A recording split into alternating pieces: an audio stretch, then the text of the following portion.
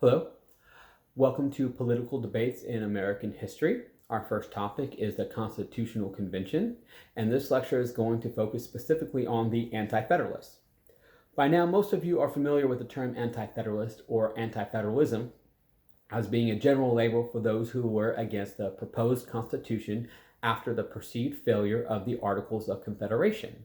It was a term given in derision by the Federalists in order to demonstrate the extremist reaction by those against them for the Constitution. And this was essentially correct in that they were against the Constitution, but it still covered a wide range of opinions. Everything from those who were okay with the Constitution, provided a few modifications were made, to those who refused to ratify the Constitution no matter what modifications were made. So therefore, Anti-Federalists included these two extremes and everything in between. However, since then, Anti-Federalists have been divided into two main groups. One group favored a weak central government. This was a smaller portion of the Anti-Federalist camp, but still significant because that was a major argument for the main group as well, which favored a majority control of the political agenda. And those two things are related, but the focus was different for these two camps. But the main camp wanted a majority control of the political agenda. Before we talk about what Anti-Federalists believe, it's important to see how they were viewed in the past by other scholars all the way up to the late 20th century. And so, for the most part, all the way up to the even early 1980s, Anti-Federalists were viewed very negatively. 1800s, they were described as inept, poor statesmen, bad politicians, against progress, all kinds of labels, and flat-out insults. The seminal work was done in 1888 by John Fiske, who wrote The Critical Period of American History, 1783 to 1789. And in this, he calls the Anti-Federalists complacent in the face of chaos. And Fiske's views were criticized more for his scholarship in some areas, but not completely refuted. His thesis still remains intact even to this day. There were some alternative views in the early 20th century to mid-20th century by Charles Beard, Merrill Jensen, and Jackson Turner Maine, but they were considered outliers in their defense of the Anti-Federalists and proposed basically that the Federalists shoehorned their way into reshaping the entire government and took it away from the people. That was their general thesis through their own motivations and mechanisms to make that happen. In the 20th century, John Bach McMaster said that the Anti-Federalists actually instigated discontent with the Constitution. It was their fault. There was so much hype over the issue, over the debate. Max Farrand, in The Framing of the Constitution in 1913, basically compared the Anti-Federalists to inept politicians, bad statesmen, etc. And many people, including Daniel Borstein, Richard Hofstadter, and Robert Rutland, consider the Anti-Federalists to be more philosophers. They were idealists. They were theorists. They didn't really focus on the pragmatic solutions to the problems the nation was facing. Then, a little bit later on, in 1955, Cecilia Kenyon believed that the Anti-Federalists were very short-sighted, and they did not see the possibility of expansion and progress that America was going to experience, that the Federalists seemed to perceive in the creation of the Constitution. And even as late as 1981, Storing, who actually generated the most expansive collection of Anti-Federalist papers, had a view that they were still not very good. He conceded that they had some good ideas, but they were bad at putting them into place. And there are some reasons for that I'm going to get into here in a moment. But all of these views can be best seen in a study done by Exterowitz and Klein in 1991. These two scholars analyzed various textbooks in the middle school, high school, and college level regarding the depiction of the Federalists and the Anti-Federalists regarding balance, amount of content, and so on and so forth. And they discovered that even though middle school textbooks were more balanced, there was less content overall. So there's very little discussion about the topic. Whereas the higher you get, all the way up to the college level, there's more on the Anti-Federalists as you go up the chain, but there's still a predominantly Federalist bent in textbooks all the way from middle school to college. So that in itself explains that the Federalist view is dominant. However, In the mid 80s all the way up through the late 90s, other scholars started looking at the Anti-Federalist position in a different light. Why did they believe what they believed? What did they believe? What were their issues with the Constitution? Were they legitimate? So now I'm going to go into what the Anti-Federalists actually believed and some of why they believed what they believed. And importantly, some of our most well-known founding fathers were part of the Anti-Federalist camp. Patrick Henry, James Winthrop, Thomas Jefferson, James Monroe, and a few lesser known such as Mellon Smith as well as Samuel Adams. They were all Anti-Federalists, and there are many others. And so what did they actually believe? The Anti-Federalists did agree with the Federalists that changes were needed to the Articles of Confederation, that this document was not doing enough to provide for the needs of the people and the safety of the people at the same time. So they all agreed that some changes need to be made. But the Anti-Federalists differed in that, one, the economic issues were not the government's fault. Shays' Rebellion, it was not the fault of the government. It was the fault of other people involved in the activities that the people were rebelling against. And they also believed in that time needed to be taken to consider what should happen. As noted earlier, other scholars accuse them of being complacent and not acting swiftly enough. That was deliberate. They wanted to be cautious about the decisions they were going to make. And so because they believe that sudden changes could cause more conflict, if they acted too rashly, more conflict would happen because there would be more chaos. There would be less understanding of what was happening, of how the government should run. And so they focused on the here and now. They had little concern for the future.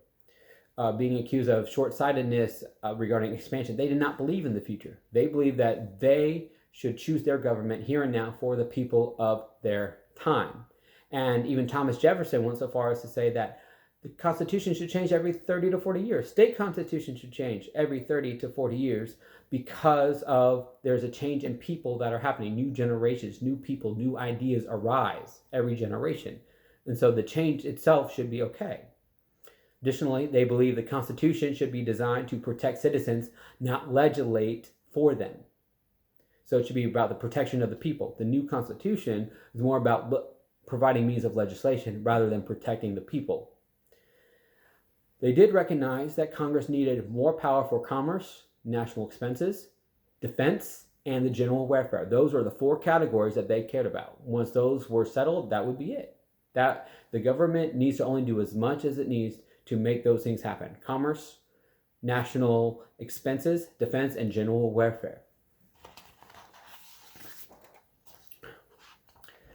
Additionally, the Anti-Federalists believed the Constitution was too theoretical. It's a little bit ironic considering how later scholars viewed the Anti-Federalists as purely theoretical and idealist, whereas the Anti-Federalists considered themselves the realists, the pragmatists, and thought the Constitution was based more on theory through John Locke, Hobbes, etc., rather than on real-world solutions. And they were also very critical of the Federalists holding themselves up almost with deity. Some Federalists were mocked for comparing themselves to Moses or Aaron or a prophet or some other reformer, Hammurabi, the great people who delivered the people their laws, their system of government. And so they considered it borderline heretical and didn't think that was appropriate. They were all men. They recognized the mortality of man and mankind. And one of their biggest issues was the corruptibility. They were afraid that having too much power in the national government would incite corruption into the political system too early. They believed that corruption was actually inevitable no matter what happened. Patrick Henry is even quoted as saying, "All men are dishonest.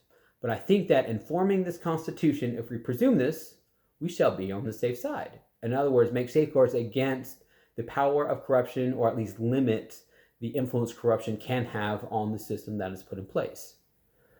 Another great issue for the Anti-Federalists was a national tax policy. They believed that the government can control the people and the states if the national government was allowed to control the tax policy. The same goes for national elections. All right. They were afraid that the national government controlling when, where, and how elections happened would cater to an elitist group. It would not give localities a chance to find a schedule that fits for their needs, for their situations. It would be too much control in the federal government.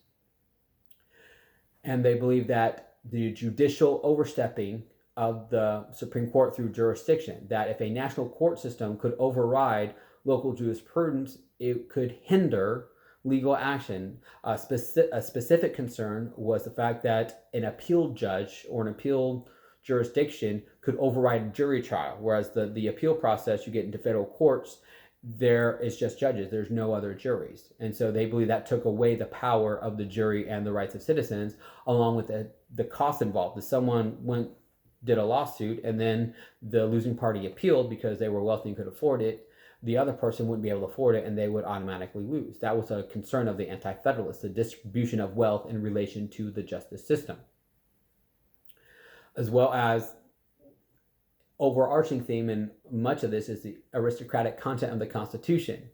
McInnes is quoted as saying, the most dangerous class in which to entrust the government was the rich.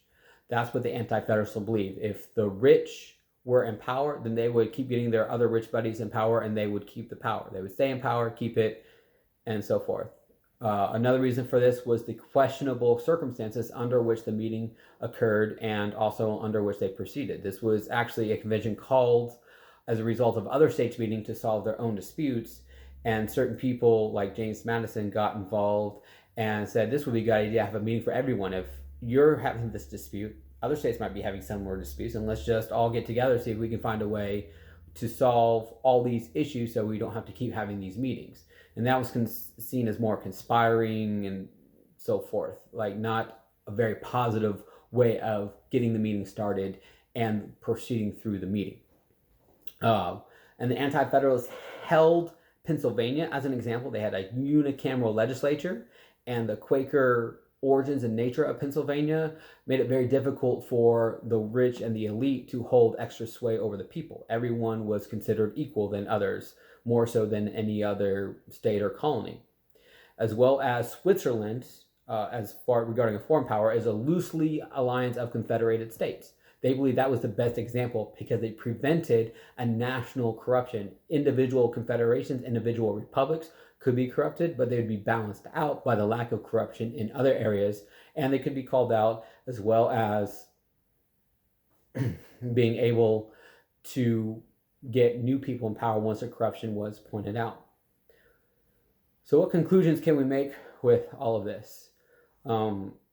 The Anti-Federalists lost because there was lack of unity within the group.